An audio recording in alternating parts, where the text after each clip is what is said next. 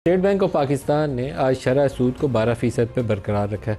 एक तवक्को थी कि शायद इसको ग्रेजुअली मज़ीद नीचे ले जाना चाहिए, क्योंकि जो पिछले महीने का इन्फ्लेशन का नंबर था वो 1.5% था, 1.5%। एक साथ जुड़ा हुआ मसला है कि कोर इन्फ्लेशन निकालते हैं हमारे जो इकोनॉमिस्ट हैं, तो वो 7-8% पे कोई एक जगह पे आके अटक गया हुआ है, उसको नीचे नहीं जा रहा और उसकी बेशुमार वजूहत हैं। शायद उसी को एंटिसिपेट करके अभी ज़्यादा जो तेज़ रफ्तारी के साथ नीचे ले जाना चाहिए पॉलिसी रेट को, उससे स्टेट बैंक गुरेज कर रहा है। लेकिन अभी भी 11 और 8 के दरमियान में 12 और 8 के दरमियान में 4 परसेंटेज पॉइंट का डिफरेंस है और ये कमी इनको लानी चाहिए थी। लेकिन एक खौफ है हमारे हुकूमती हलकों में। जनवरी के महीने में $400 मिलियन का हमारा करंट अकाउंट डेफिसिट हुआ ये है कि हमने जैसे जैसे शरह सूद को नीचे लाए हैं तो इंपोर्ट्स ऊपर जाना शुरू हो गई। इंपोर्ट्स ऊपर जाएँ तो हमारे पास डॉलर्स नहीं है देने के लिए। बरामदात और दरामदात में अभी भी फ़र्क इतना ज़्यादा है कि ये जो रिमिटेंसेस भेजते हैं ओवरसीज़ पाकिस्तानीज़, उसके साथ हम उसको मैनेज कर रहे हैं समहाउ, और कुछ इंटरबैंक से बाइंग करके जो पुराने कर्ज़े चुकाने हैं उसकी पेमेंट कर रहे हैं। अगर ये दो चीज़ें ना करें तो इस वक्त सूरत हाल कुछ अजीबोगरीब हो। अगर स्टेट बैंक इंटरवेंशन छोड़ दे तो हमारे जितने रिज़र्व्स अभी हैं वो रिज़र्व्स इतने नहीं रह सकते।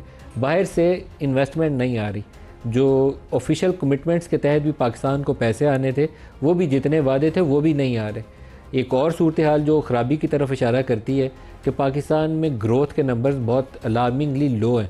फर्स्ट क्वार्टर में 0.9% ग्रोथ है, 0.9%।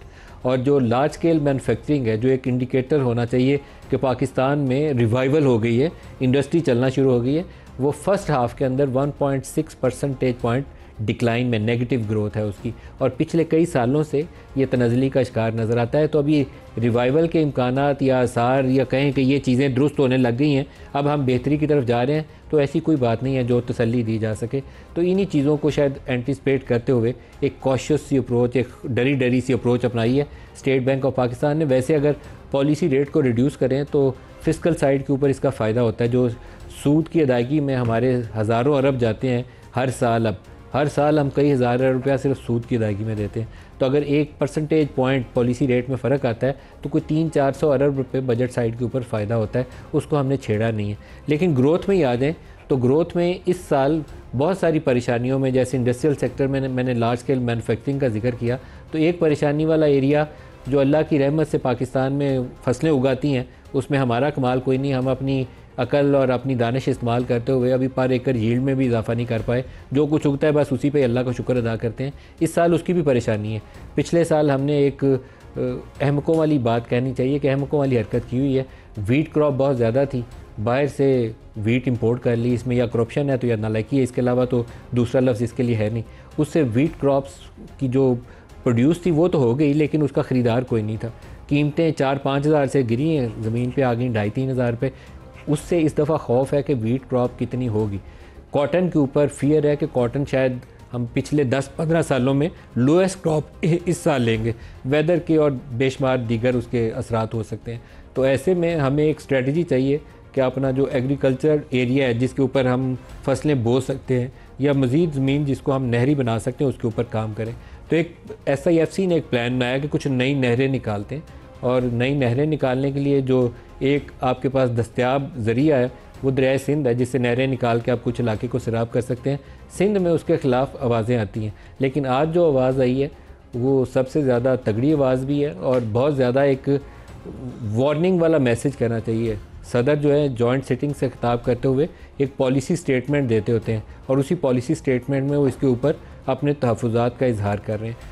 अपोजिशन ने बहुत एहतजाज किया उनके खिताब के ऊपर जॉइंट सेशन से, जो रवायती तौर पर तमाम अपोजिशन 90 की दहाई से गो बाबा गो के नारे लगना शुरू हुए थे गुलाम इसाक के ख़िलाफ़, तो तब से लेकर आज तक ये सिलसिला रुका नहीं। लेकिन आज सदर साहब ने कहा कि नहरों के ऊपर ये सुन लीजिए।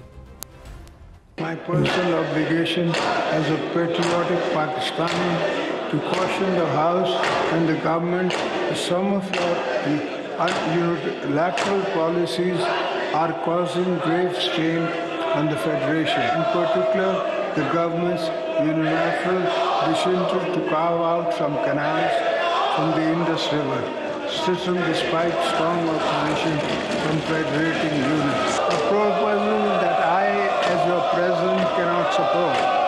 I urge this government to abandon this correct proposal and work together with the stakeholders to come up with a viable, sustainable solution based on unanimous consensus among the federal जी, ये सदर साहब अपने तहफ़्फ़ुज़ात का इजहार कर रहे हैं कि यकतरफ़ा फ़ैसला जो है नहरें निकालने का दरियाए सिंध से, उसके ऊपर उनके तहफ़्फ़ुज़ात हैं। शर्जील मेमन साहब हमारे साथ हैं। शर्जील मेमन साहब, अस्सलाम वालेकुम। शर्जील साहब, आज सदर साहब ने अपने जॉइंट सेशन में ख़िताब के अंदर उन तहफ़्फ़ुज़ात का इजहार किया जो चंद दिन पहले आप हमारे इसी प्रोग्राम में जिनका इशारा कर रहे थे। तो आज तो सदर साहब ने बाकायदा उसको रजिस्टर कर दिया एज ए पॉलिसी स्टेटमेंट। इससे तो हाईएस्ट फोरम भी कोई नहीं है। बिल्कुल जी नजीम साहब, ज़ाहिर एक कॉज ऑफ कंसर्न है, सबके लिए है, और सदर साहब ने बड़ी मुनासिब बात की है कि वो एक फेडरेशन को मजबूत करना चाहते हैं। और उन्होंने कहा कि फेडरेशन के एक यूनिट को उस पर शदीद तहफ़्फ़ुज़ात हैं, तो इसलिए वफाकी हुकूमत जो है वो अपने इस फैसले पर नज़रसानी करे। और कैनाल्स पे इस वक्त ऑलरेडी जो है वो पानी की शॉर्टेज है। ये साल तो वैसे भी मशहूर है कि इस साल जो है वो ऑलरेडी शॉर्टेज नहीं है। अगर सारे प्रोविंसेस के जो भी शॉर्टफॉल है पानी का, अगर मैच कर लिया जाए तो आपको सिंध का पता चल जाएगा कि सिंध ऑलरेडी हर साल पानी के शॉर्टफॉल पे, इस वक्त भी पानी के सबसे ज्यादा शॉर्टफॉल पे है। और उसमें ये सिंध के लोगों को सीरियस रिजर्वेशन है, सिंध की पब्लिक को रिजर्वेशन है, सिंध के पब्लिक। और उसमें मैं समझता हूँ कि बगैर किसी पॉलिटिक्स की मैं बात कर रहा हूँ।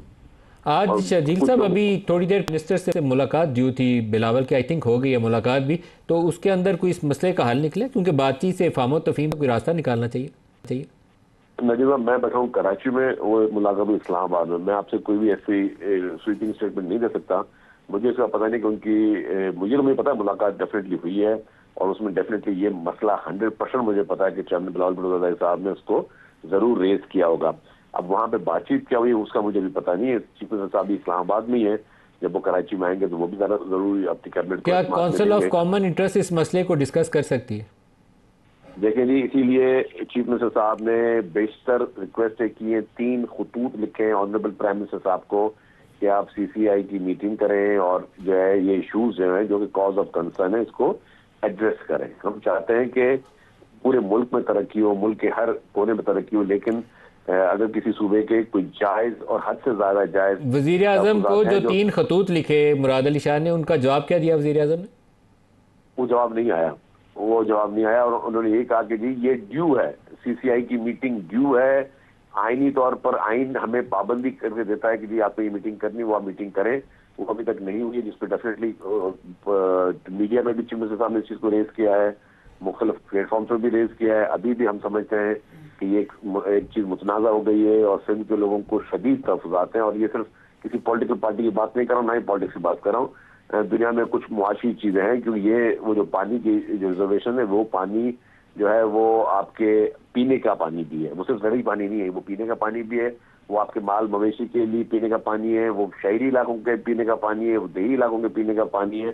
तो इसलिए डेफिनेटली रिजर्वेशन सीरियसली है, जिसको प्रेसिडेंट साहब ने भी आज मुल्क के सबसे बड़े एक ओहदे पे बैठे, उन्होंने भी इस चीज को आज जो है वो पब्लिकली इसको एड्रेस किया है। शर्जील मेमन साहब, बहुत शुक्रिया आपने हमें ज्वाइन किया।